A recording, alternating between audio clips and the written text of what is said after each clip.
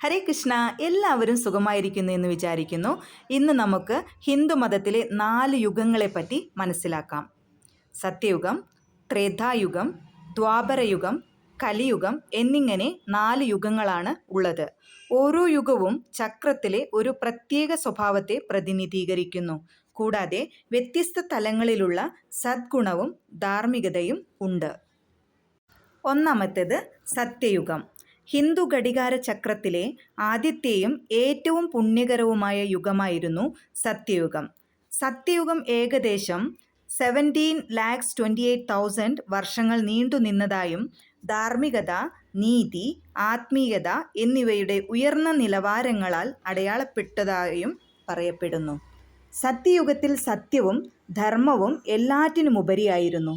സത്യത്തിൽ കുറ്റകൃത്യവും വഞ്ചനയും വ്യാജവും എന്നീ ആശയങ്ങൾ ഉണ്ടായിരുന്നില്ല. മനുഷ്യർ ആത്മീയമായി ദൈവത്തോട് ഏറ്റവും അടുത്തു. സത്യയുഗം സന്യാസിമാരുടെയും ഋഷിമാരുടെയും യുഗമായിരുന്നു. സത്യയുഗത്തിന് ശേഷമാണ് ത്രേതായുഗം വന്നത്. ഏകദേശം 12,96,000 വർഷങ്ങൾ നീണ്ടുനിന്നു. സത്യസന്ധതയിൽ നിന്നും സദ്ഗുണത്തിൽ നിന്നുമുള്ള ഒരു ചെറിയ വ്യതിചലനമായിരുന്നു ത്രേതായുഗം.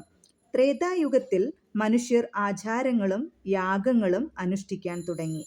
ത്രേതായുഗത്തിലെ ഏറ്റവും വലിയ സംഭവം രാമായണത്തിൻ്റെ ആവിർഭാവമായിരുന്നു. ദ്വാപരയുഗം. ദ്വാപരയുഗം 3-ാം യുഗമാണ്. ഇത് ഏകദേശം 8,64,000 വർഷങ്ങൾ നീണ്ടുനിന്നു. സമൂഹം ധാർമ്മികമായും ആത്മീയമായും അധഃപതിക്കാൻ തുടങ്ങിയതും ധർമ്മം അതിൻ്റെ പകുതി ശക്തിയായി ചുരുങ്ങിയതും ദ്വാപരയുഗത്തിലായിരുന്നു. ദ്വാപരയുഗത്തിൽ സംശയം, അസൂയ, സംഘർഷങ്ങൾ എന്നിവ കടന്നുവന്നു. ആത്മീയ വികസനത്തേക്കാൾ സമ്പത്ത് നിർമ്മാണത്തിലായിരുന്നു കൂടുതൽ ശ്രദ്ധ കേന്ദ്രീകരിച്ചത്. ദ്വാപരയുഗത്തിലെ ഏറ്റവും വലിയ സംഭവം മഹാഭാരതം ആയിരുന്നു. 4-ാമത്തെ യുഗമാണ് കലിയുഗം. ഇപ്പോൾ നമ്മൾ ജീവിക്കുന്നത് കലിയുഗത്തിലാണ്. കലിയുഗത്തിൽ ധർമ്മത്തിൻ്റെ ഏറ്റവും താഴ്ന്ന തലമുണ്ടെന്നും അത് കലഹം, വിയോജിപ്പ്, അന്ധകാരം എന്നിവയാൽ നിർവചിക്കപ്പെട്ടിരിക്കുന്നു. സദ്ഗുണത്തിൻ്റെയും ധാർമ്മികതയുടെയും ഏറ്റവും അധഃപതനം അനുഭവിച്ച ഒന്നാണ് കലിയുഗം.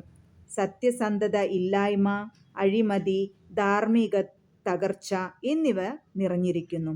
ഇപ്പോൾ ആളുകൾ കൂടുതൽ സ്വാർത്ഥരും ഭൗതികവാദികളും ആത്മീയ മൂല്യങ്ങളിൽ നിന്ന് വിയോജിക്കപ്പെട്ടിരിക്കുന്നതുമാണ്.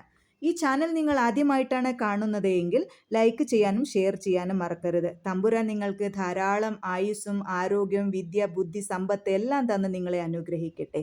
Thank you so much.